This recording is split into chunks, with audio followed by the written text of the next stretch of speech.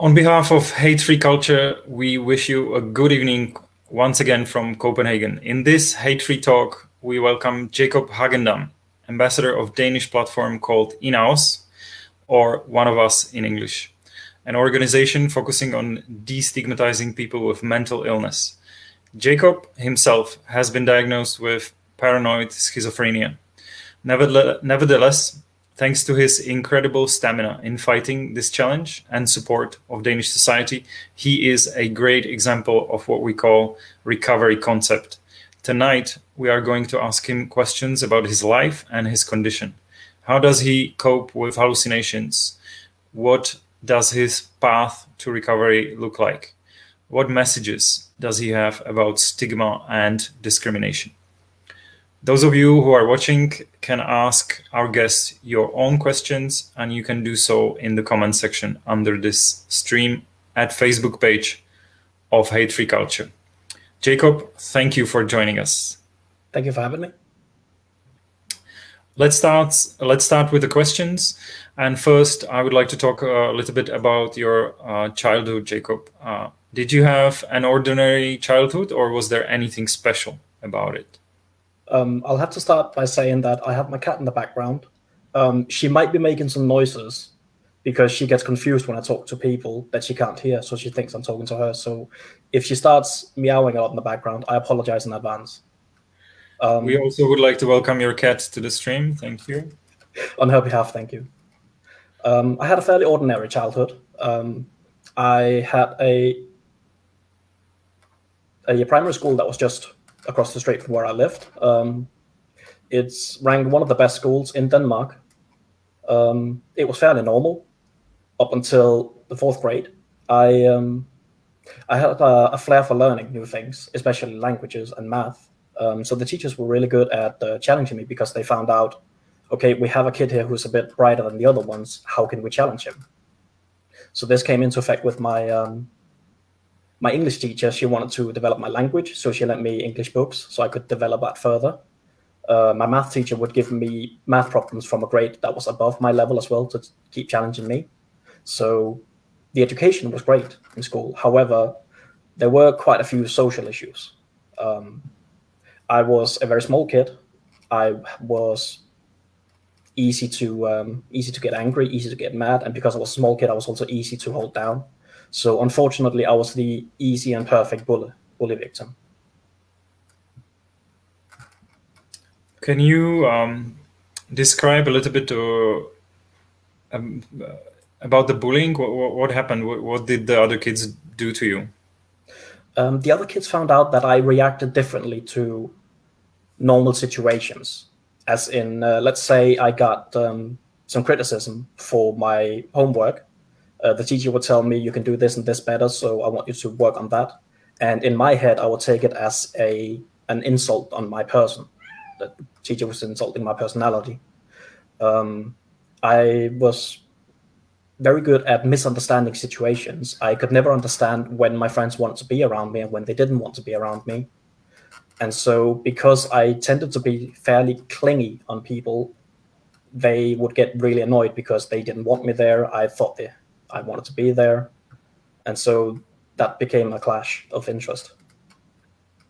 So was it only a verbal kind of abuse? They were making fun of you, or they were maybe isolating you, or was there any physical violence as well? Unfortunately, it was very physical. Like I said, I was a very small kid who was easy to hold down, and I was easy to get pushed around. I was the easy victim because they'd be 10 people surrounding me. I don't remember much from what happened at school, but I've been told from my family that I've come home with bruise marks. There was a situation where I came home with an invitation to a birthday in my hand, but I was crying. And my mom couldn't understand why I was crying, and it was because I told her I found the invitation in the trash can. So if we can sum it up, it seems like you were completely able to do well in school in regards to intelligence and learning skills. You were doing well, especially in math, languages, but you didn't like school very much. Were you, because of the social issues? Were you even maybe afraid to go to school because of that? Yes, I'd developed a stomach pain because I got so afraid of not going out to school to get taught, but to be around the people in my class, because I knew as soon as the lecture is over and we have some spare time, I'm going to be the victim again. I'm going to be beat around or pushed around or something. So I enjoyed school for the teaching. I hated it for the social aspect because I didn't fit in. Denmark is usually considered a very advanced nation, and that, of course, is also when we speak about education and education system. So how is it possible, you think, that teachers actually did not notice that you were bullied and did not help you? I think it was because I was the only victim in my class. I was the one kid saying there is a problem, and we have 20 other kids that say, no, there's no problem at all, everything's fine. And so the teachers came to these conclusions saying, okay, it must be that kid who is the problem. Okay. We're talking only about elementary school, or did the bullying continue also through high school as well? It's the funny thing about it, because when I graduated from primary school and went on to, we call it the gymnasium, which is sort of a stage between high school and college, the new class that I got put in had 16 out of 24 people in that class were people I'd gone to school with before. So I just expected, okay, here we go again. It's going to be all over. But for some reason, at this point, we'd turned 15, 16 years old. We'd gone from primary school to the new place. And all of a sudden, I was welcomed.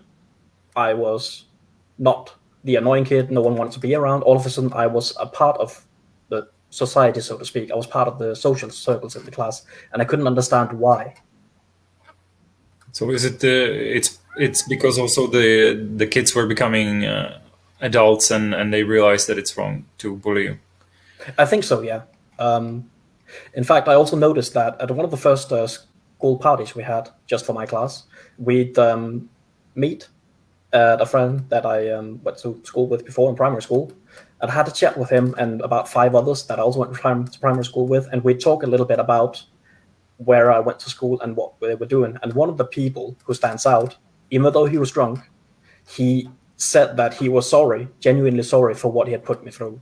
He knew that it was wrong, and he couldn't take it anymore. So he just wanted to apologize. And I really respect him for saying that. And how do you feel now when you think about your childhood? Do you think it had some kind of effect on your mental health? I think it does. I am not that confident in myself. My self-esteem is very low. I don't really like my looks because that's another thing I got bullied with. My sense of clothing, the way I behave, the way I talk, the things I liked, the things I disliked. I've come to accept that you can't please everyone. And so I'm fine with the things that I like. And if people don't like what I like, then I just have come to the terms now that I accept it because everyone's different. As for an apology from my old classmates, I've also come to accept that it will never come. And I actually don't really want the apology now. I know it's in the past, and I kind of use my past to move on further now. Can you tell me what happened at the end of the high school? Were you able to finish the school? Unfortunately not. We have 3 years in the gymnasium that we go to. And unfortunately at the end, midway through to the end of second year, I had a very hard time keeping up with the homework. I was simply stressed out and just done with school in general. I was done. I needed space for myself. So I started being absent from school. I couldn't handle turning up. And at the beginning of the third year, I had to call it quits and notify the school that I cannot continue anymore. I need to stop. And you started working somewhere. Is that correct? That's correct. I started working part-time in a supermarket. In Denmark, we recycle cans and bottles, soda bottles, beer bottles and such. And I was working at the machine that would claim the bottles, and then I'd help sorting them out and send them to the right recycling centers.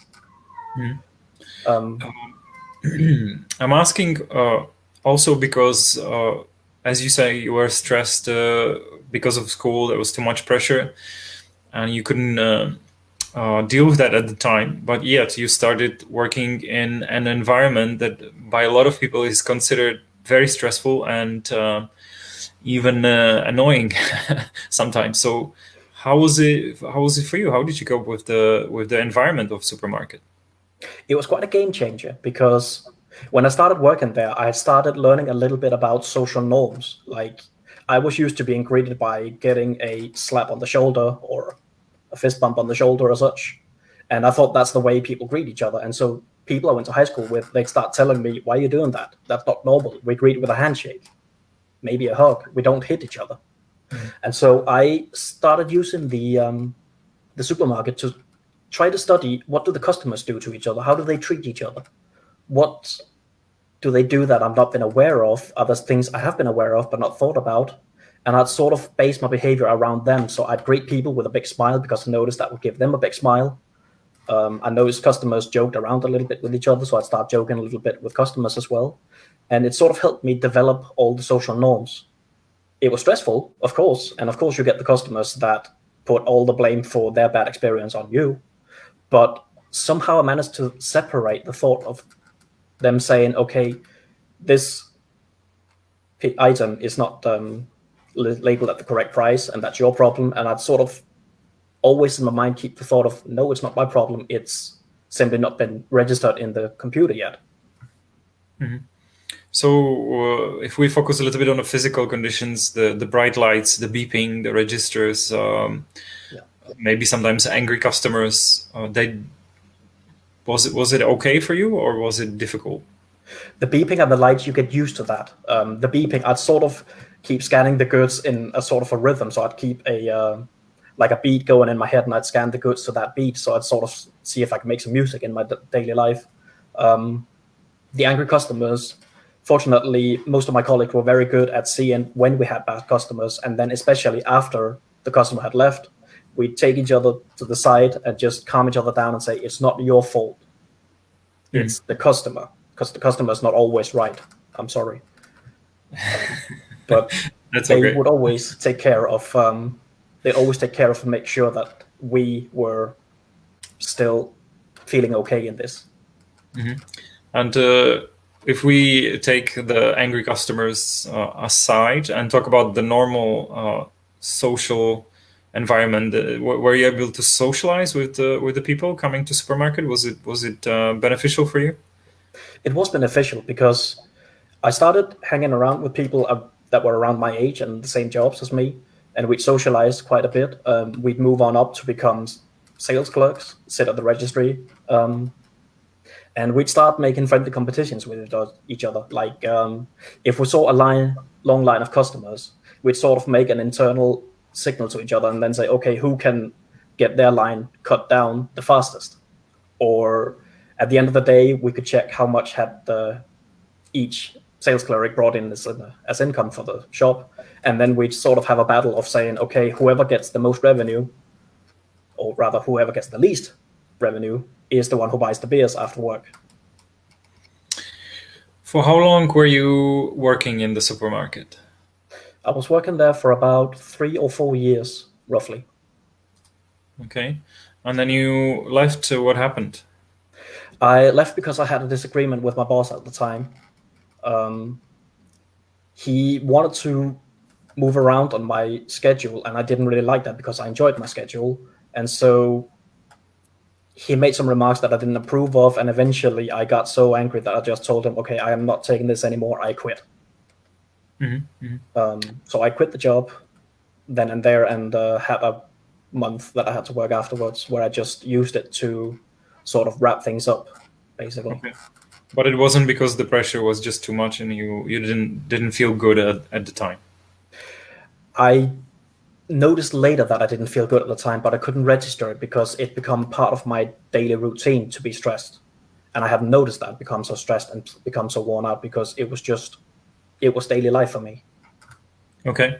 And then after you left supermarket, if I understand it correctly, after some time you were diagnosed. Can you tell us how this happened? So basically, after I quit the supermarket, I started turning my attention towards my computer and online games, particularly World of Warcraft, where I started finding a different way of socializing with people, where we'd play the same game, we'd sit on a voice chat and just talk to each other. And this kind of socializing was a bit strange to me, because I've learned later on that I don't really like eye contact that much. I kind of feel like I'm being at an exam or such if people keep eye contact with me for a long period of time. But here, there was no eye contact. Like we're speaking right now, there's a camera between us, but we don't have direct eye contact. So it's easier for me to just focus on the conversation, and it doesn't feel like I'm being examinated. And it was the same thing with the games. So we'd socialize there. But my parents got worried about it because they couldn't understand why I wouldn't leave my room, why I wouldn't go outside and socialize with the other people. But the thing was, I couldn't handle myself. I couldn't handle my stress. So I used the game as my safe space. Since it's a role-playing game, you develop a character, and I sort of used that character as my safe space, so I could block out the rest of the world and just focus on the game. And there was also a time when you started discovering facts and information about mental health. Yes. This came in part because I noticed that it's not normal to have dark thoughts about yourself. It's not normal to have a feeling of not belonging, which is the feeling I kind of ended up getting. So I start searching around. Google didn't exist or wasn't that big back then. So I'd search around search engines like Yahoo or Alta Vista and such, search about what was this going on about. And so through there, I found different kinds of blogs or forums where people talked about self-harm and how that helped them relieve stress. And so I thought, okay, the pain in my head is too big. I might as well try this out. So I took a knife, I made a tiny cut on my wrist just to see what it was like. And all of a sudden I felt a sense of relief, sort of, because all of a sudden I could see there's a wound on my arm. There's a little bit of blood coming out. I know what this is. I didn't know what was going on in my head. I didn't know what all these feelings were and how to process them. But I know a wound, you put a Band-Aid on and it heals up. And that relieved me somehow. Earlier, you described the feelings and emotions as kind of a blender. If you would put a fruit into a blender and try to make a smoothie, things get mixed up. Yes. So my thoughts in my head were basically thoughts of anxiety, thoughts of depression, not belonging. And these were thoughts I couldn't process and didn't know how to handle. So it was kind of like my brain was a big blender where you put in a lot of different fruits. And once you push start in the blender, you can't tell what fruit is what fruit. But after a while, you can try to convert that content of the blender into something you know what is, a fruit smoothie, which was kind of the same thing I was doing here, where my thoughts, I couldn't tell which thought was what, which feeling was what, but a wound on the arm, I know what that is. I can relate to this. It was a kind of a grounding thing for you. Yeah. Let's talk about it a little bit, because I think that this is a thing very difficult to understand for a lot of people. But you would maybe compare it to an addiction, a thing that keeps you away from the pain for a short time, but in long term, it's very dangerous. Sort of, yeah. I kind of see it as a bit of like some people, some wouldn't call it self-harm, but some people drink a lot, some people take drugs, some people exercise to cope. I wouldn't call that self-harm either. But it's kind of a way where you learn to cope with yourself and you can handle yourself when you get this addiction. Like, I would never cut deep on my arm. I would just draw blood and that was it. It was never a suicide attempt of sorts. It was simply just, I want to relieve stress from my head. And I kind of imagine it might be the same thing that a person who drinks a lot might do. You drink to numb your brain so you can handle yourself, so you can feel relaxed and feel calmed. But the problem with it is, eventually you're going to have to need to cut a little bit deeper, a little bit more, because you need the same sensation of calmness. And I imagine it's kind of the same thing. You need to drink a little bit more to numb yourself. And eventually this snowball of what you're using to handle it becomes so big that eventually you're rolling that snowball so far uphill that it's gotten so big that eventually it rolls down over you. So just to stress it for the second time, for all people that are listening or watching, the self-harm is taking away attention for a short time. But in the long term, it definitely doesn't help. It doesn't lead anywhere. I wouldn't say it helps, no. I can understand why people self-harm, but I've also heard that it's a cry for attention of sorts. For me, it was never a cry of attention. I'd always put the scars where I could hide them. Either I'd wear a wristband like this one, or I'd put the scars on my shoulder so I could cover it with a t-shirt, because I didn't want people to ask me about those scars. Mm-hmm. Okay. And so you were discovering information, and you discovered that you have anxiety and depression. Did you do anything about it yourself? My parents did that for me, because my mom happened to walk in on me one day when I was sitting with a knife in my hand, drawing blood on my wrist. She instantly went over, took the knife away and said, "You need some professional help because we don't know what to do here." So she'd get me in contact with my own GP, my own doctor, and he would give me it was sort of looked like a quiz where you'd get a lot of questions like, do you sleep properly? How do you feel during the day? What do you eat during the day and such? And you'd answer from 1 to 5, on where 1 would be, I don't agree with this at all, and 5 being, I can relate to this completely. And so he found out I have what he called a medium severe depression. And I would also have some sort of anxiety, but he couldn't tell what. Mm-hmm. So actually, there was no quarrel with your parents. They were very supportive. They took you to the doctor straight away. And then the doctor maybe prescribed some antidepressants for you? Is that? He did. He used his knowledge, his general knowledge of depression, to prescribe me some medicine that he thought could numb out my feelings a little bit. Mm-hmm.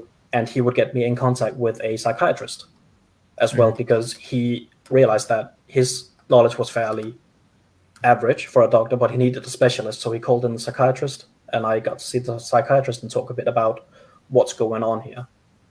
Unfortunately, the psychiatrist I got was an advocate of the slogan that is, medicine is good, lots of medicine is very good.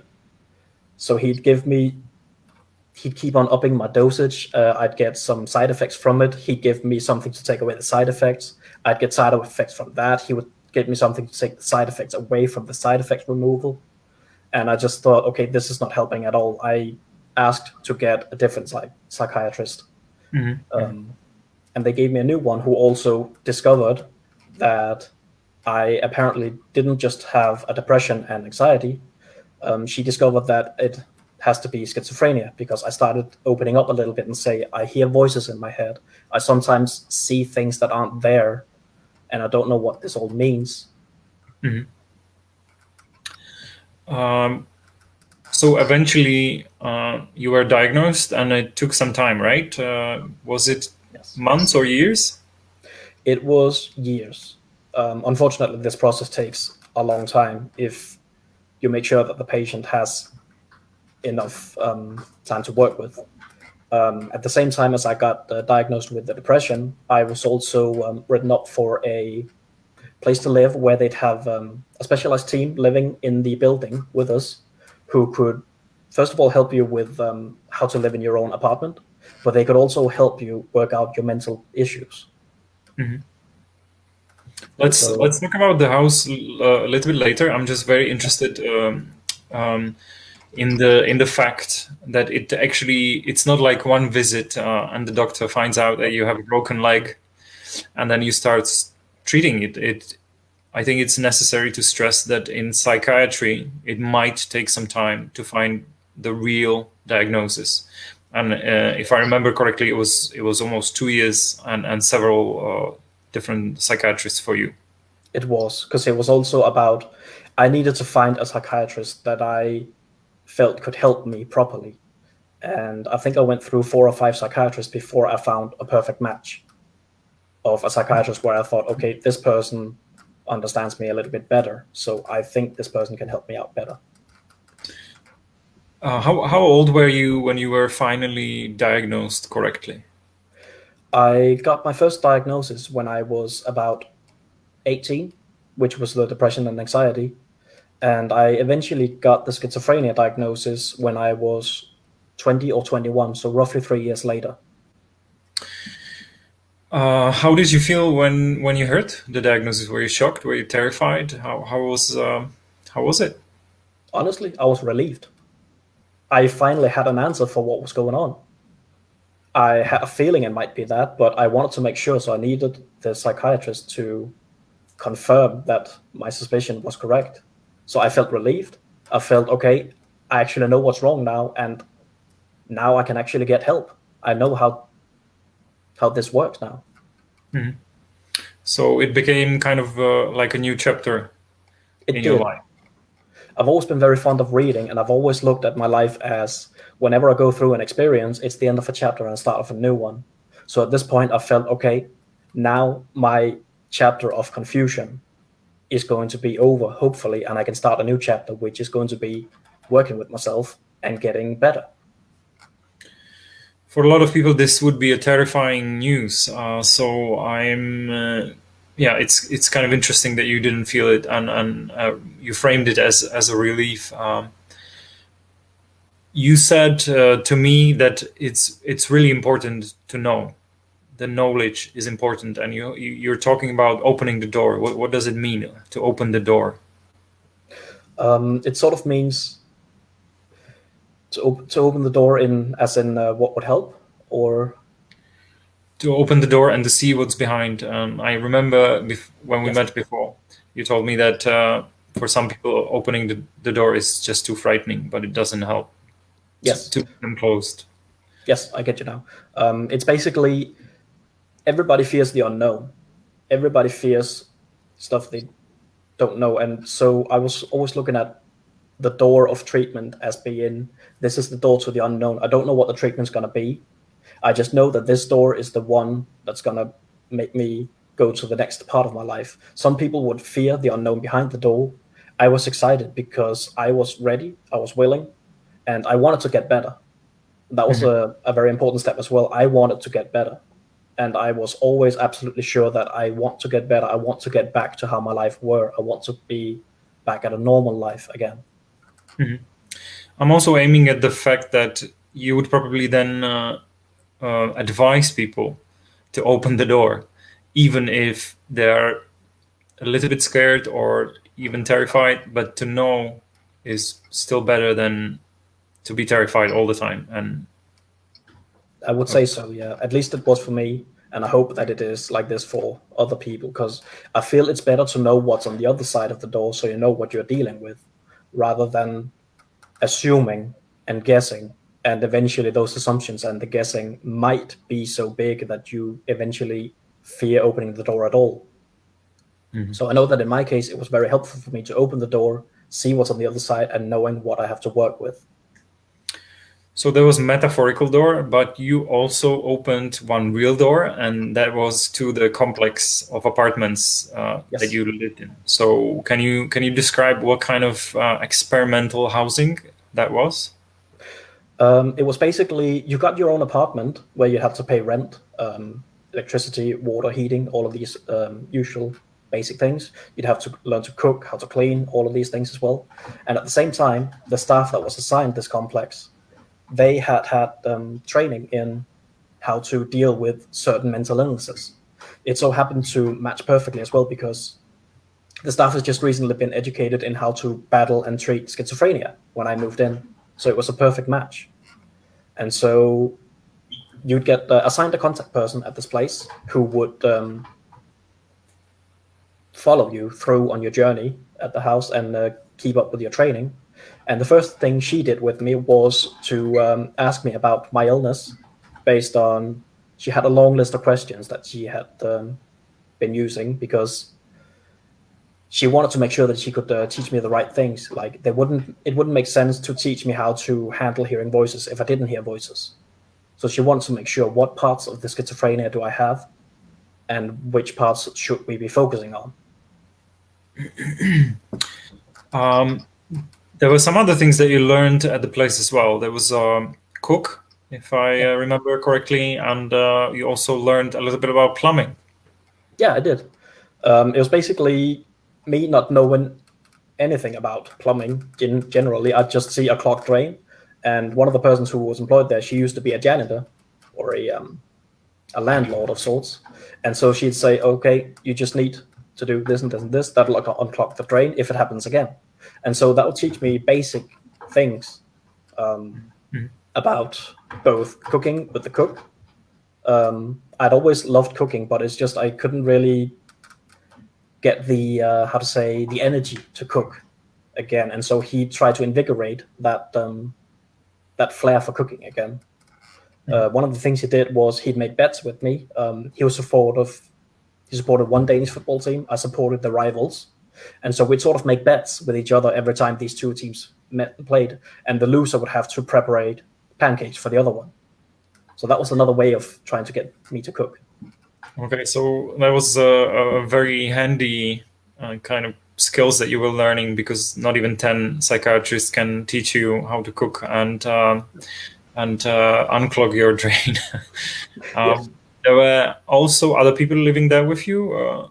There were. We'd have it was an apartment complex with 12 apartments, but two of these apartments they'd had the wall between them broken down, and we'd use this as a common ground, as a place where we'd sit and eat, watch TV, and socialize with each other.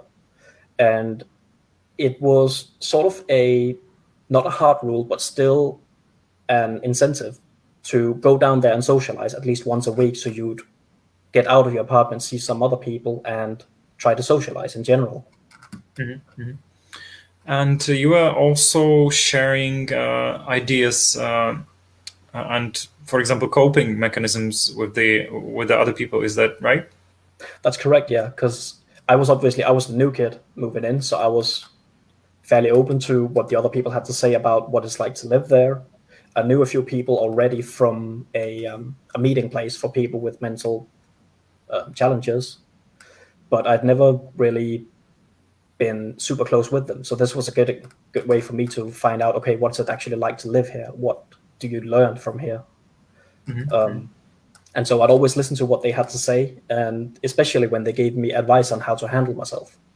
And I'd listen to their advice, I'd think about them, and then I'd go occasionally build up the strength to try them out to see, can this also work for me? Mm-hmm. Okay, so let's we're definitely going to talk a little bit more about the coping mechanisms. I would like to try to talk about the hallucinations first. You experience hallucinations, sound, visual. Can you try to describe to us what it actually is? Voices I hear are usually a voice that is right outside my ear, like someone's whispering in my ear or talking in my ear, sometimes even yelling. It feels like there's a person actually here right next to me, when in reality there isn't. The things I'd see as well, they felt so real that I thought they were there. It's the best example I can come with is everyone who's watching the stream right now. If I told you that you're not watching the stream, you're sitting at home and you're just staring into the air, you would probably all look at me thinking, what are you talking about? I'm watching the stream. This is happening. What is it you're trying to say here? But it's basically my reality was not the reality everyone else had. And I had to be shown that this is not what everyone else sees. I had to be shown that hard. So I'd describe some of the things that I saw and heard, and people would look at me and say, okay, that doesn't happen. This is going on inside your head. And so eventually I came up with an idea where I'd say, okay, whenever I experience these things, if there's people around me, I want to look at them and see how do they react. Like if I hear a clapping noise, do I see people turning around saying, where's that coming from? If I'd seeing a car crash as a hallucination, I would look around me to see how other people reacted. Because obviously if a car crash happens, people will usually rush over to help. But if people were just walking by oblivious to what happened and just not paying attention at all, then I'd know, okay, this is going on in my head. Those hallucinations that you see, can you try to describe to us what kind of feeling is it? Is there a variety? Does it look like a movie, or is it a very hard to grasp a strange moment that takes half a second, or how it actually looks like? The best example I can come with was we have a medical helicopter, I should say, around the island where I live. And by coincidence, when I was out for a walk with a friend, we walked past the place where the helicopter usually lands, and it just so happened it landed there.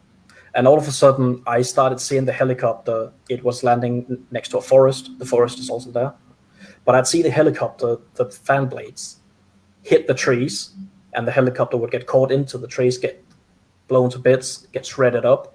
And for a second, I had the biggest feeling of just grabbing my friend by the shoulder and throwing him to the ground so he wouldn't get hurt. But blink of an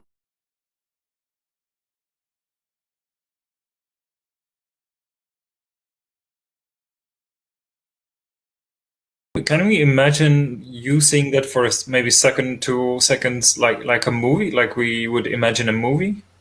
Kind of like a movie, yeah, because I'd see this going on in my head. But the thing about a movie is, you know that it takes a lot of time for these things to happen, but this all happened in a split second. So usually it's just a split second. It's very short. It is for me, okay, at least. And you also explained to me earlier that you could, for example, see an eagle landing in the middle of a square that is full of people. And first I would like to ask, how do you recognize that the eagle is not real? I would, first off, it would be in the middle of town square, and I'd see lots of people there and no one would react. That's already a first sign that something is odd here, because obviously you don't see an eagle land in that town square every day.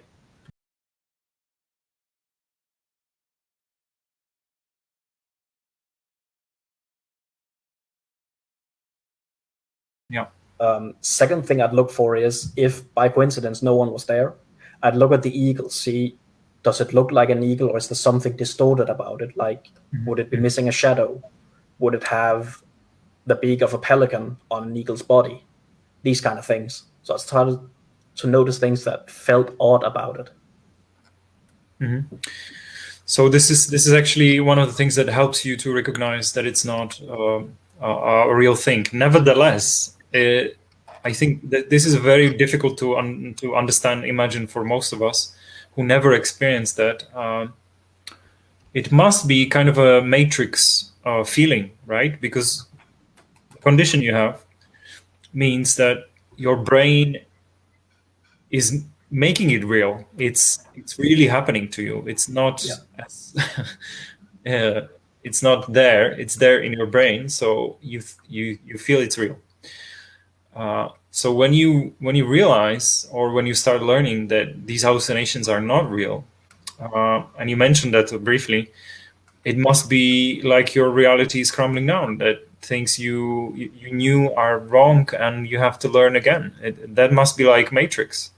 It kind of was, yeah. It made me feel, if this part of my life and my upbringing and my everyday is not real, what is exactly real then? What is not real? What has actually happened? What hasn't happened? It raised so many questions. And I've sort of learned now that whenever I start feeling these things of, is this real? Is this not real? If I'm with someone, I will ask them, is this happening to you as well? Do you see this as well?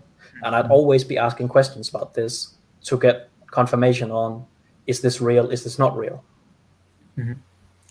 So in the beginning, was it really difficult? Were you very confused, or?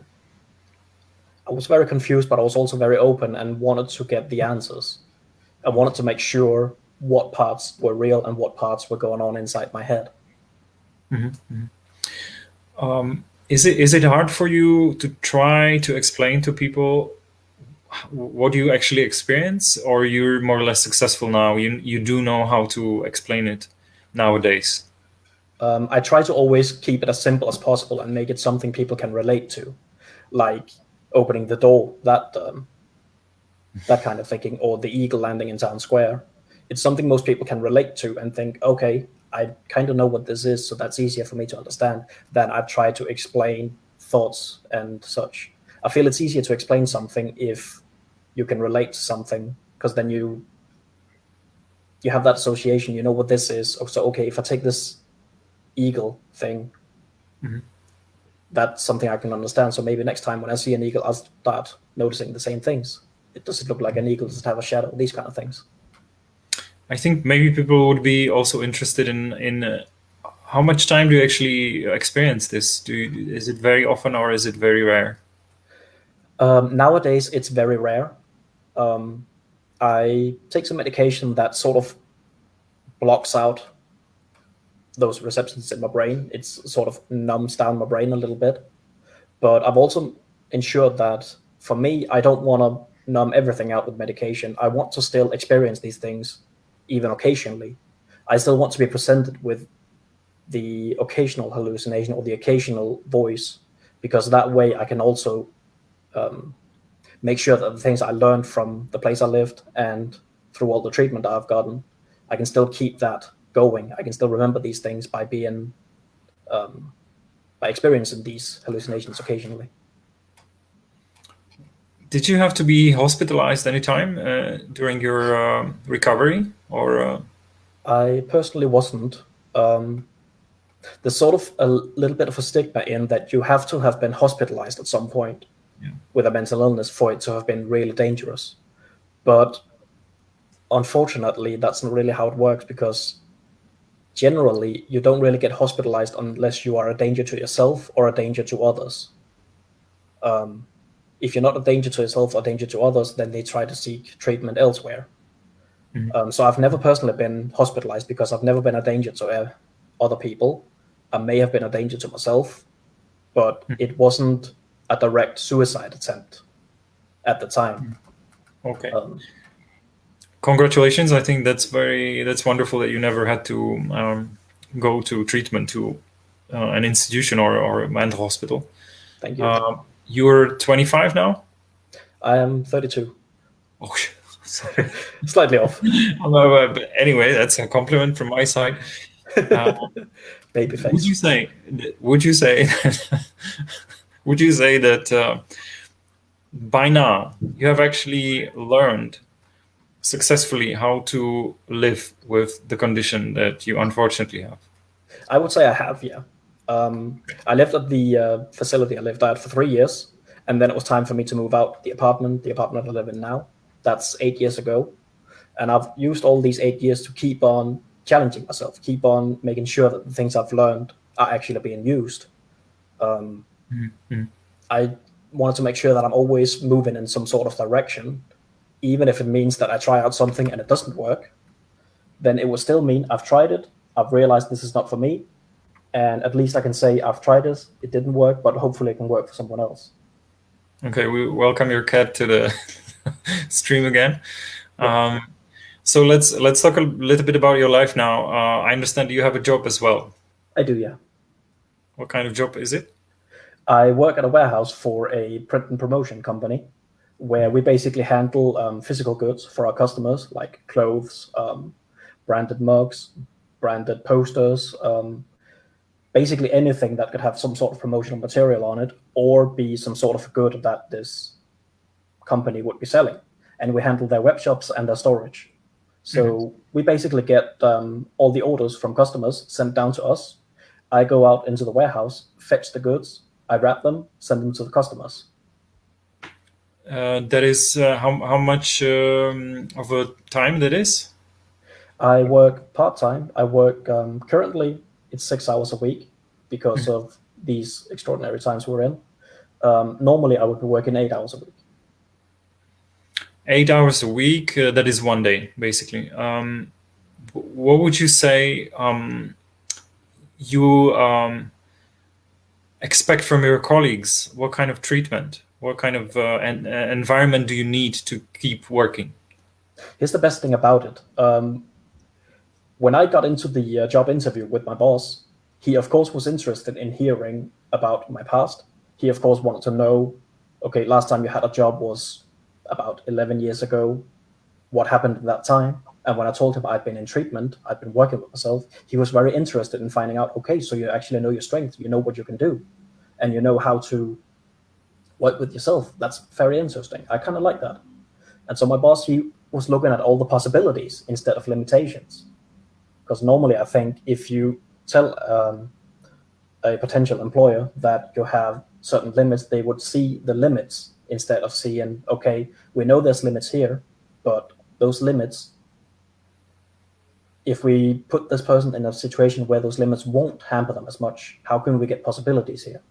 And that's something my boss is really good at.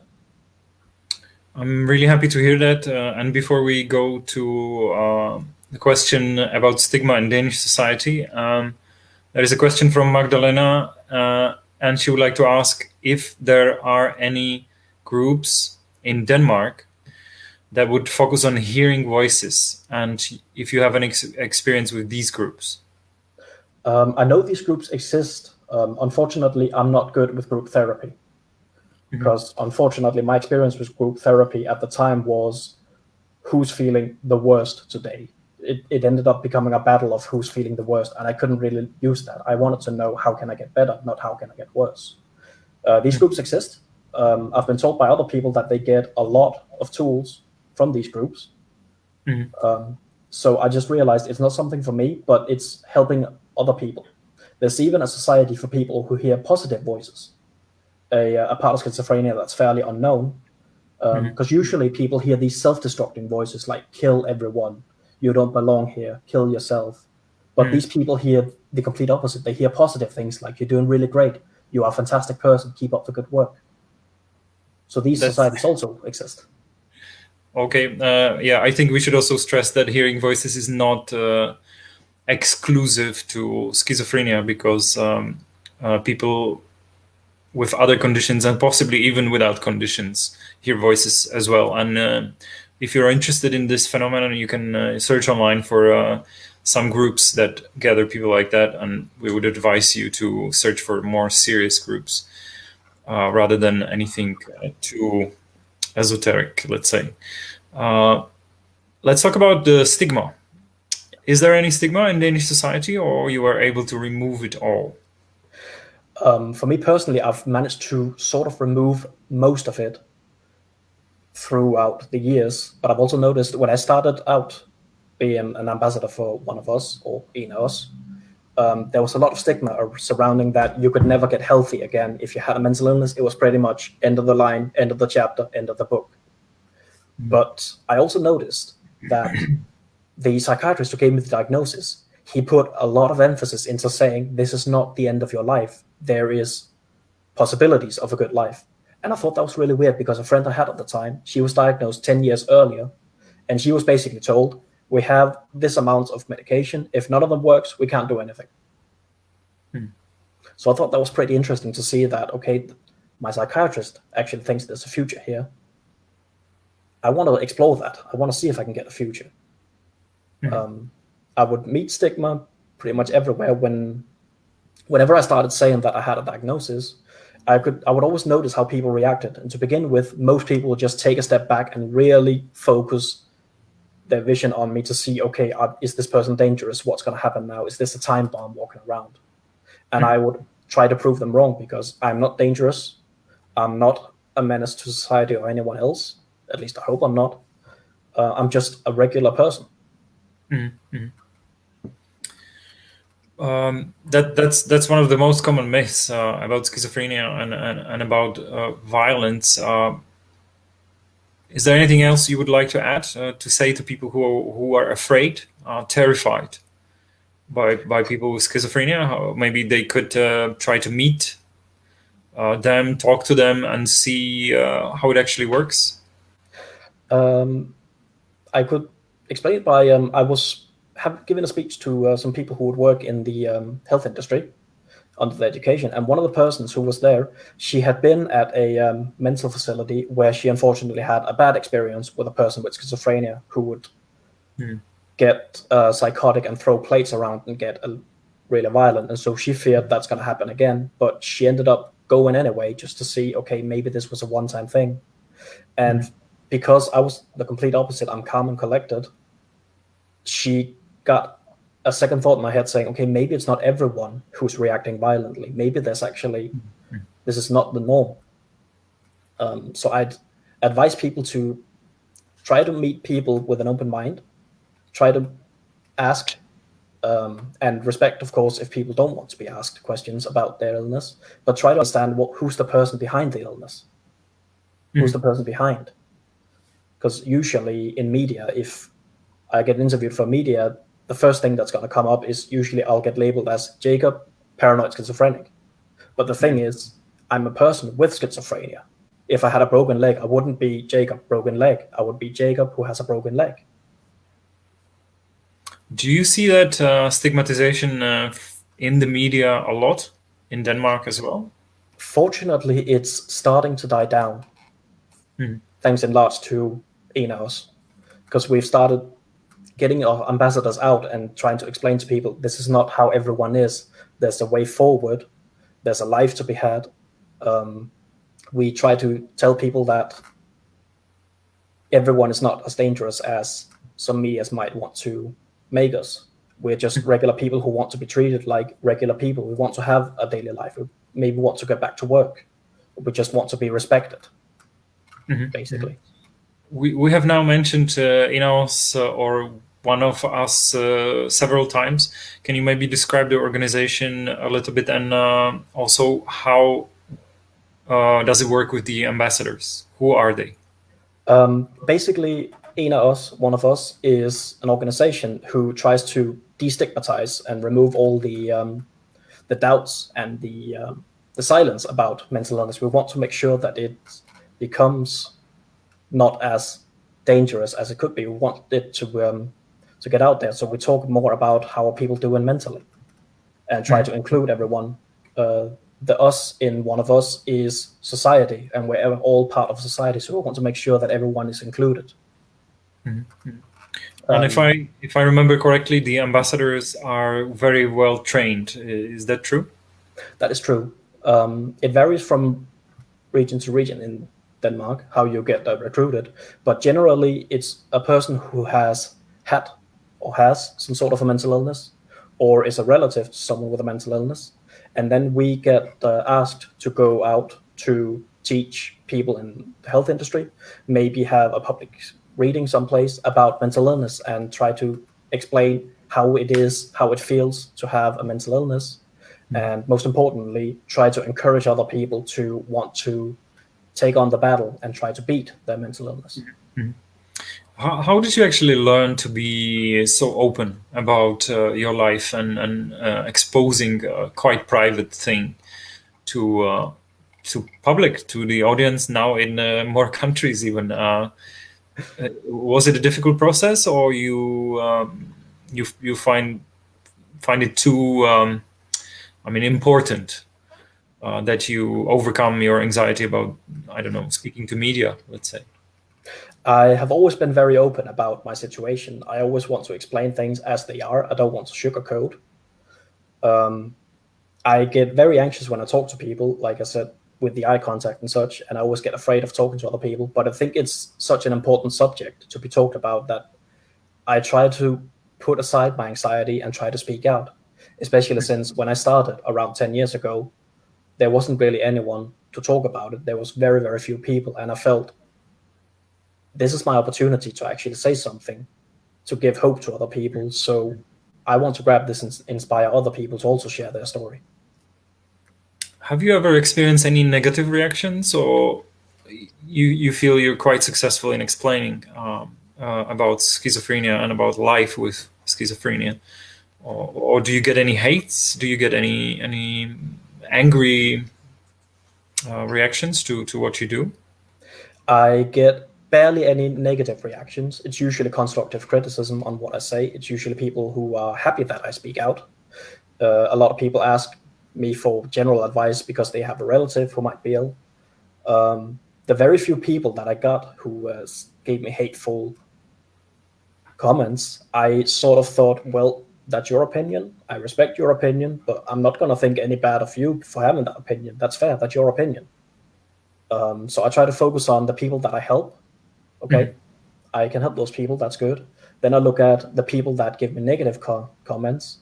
What do they say? Is it just general flaming of sorts where they just try to ridicule you, or is there actually something constructive hidden in there?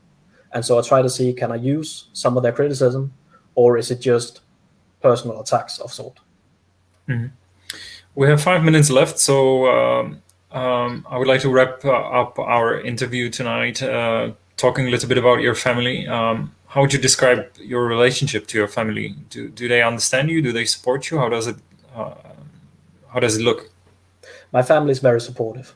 All of my family, fortunately. I've always been very open about this to my family. They're all very, very supportive. My mom's very supportive. My dad is very supportive. My sister is very supportive. My aunts and uncles are supportive of me. They respect me as a person. They respect that I have challenges that I want to overcome. And they occasionally seek advice from me as well if they get into a tough situation. But they've always been supportive of me from day one. They've always had my back. They've always accepted that I have these things, and I feel they're proud of me for battling these things and for sharing it with other people. Mm-hmm. Do you have any explanation for that? Because I think there are probably quite a lot of families struggling with this issue when somebody's diagnosed with schizophrenia. So maybe if it's happening now to someone, or it's very fresh, what would you actually advise these families? What is a good approach to dealing with this situation?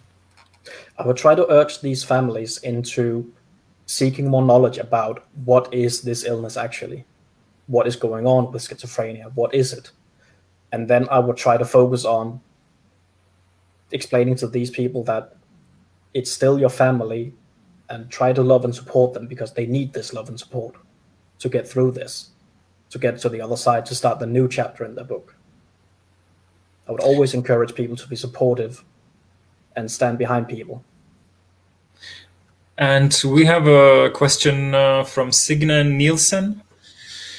What has been most helpful for you yourself in the process of recovery, I think, and also that you are a very big inspiration. Thank you, Signe, for the question. So, thank you. Jacob, just briefly, what has been most helpful for you?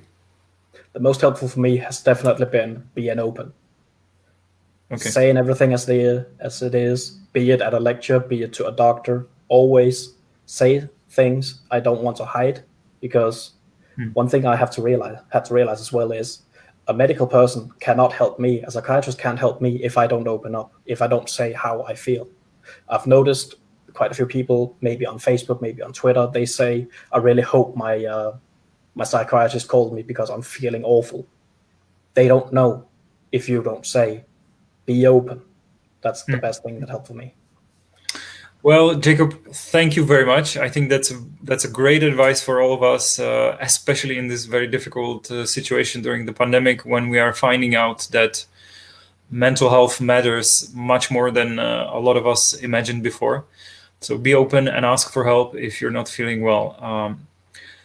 Thank you, Jacob, again for joining us. It's been a pleasure, and we wish you all a lot of health, physical health, mental health, and we wish you a good night from Copenhagen. Thank you very much.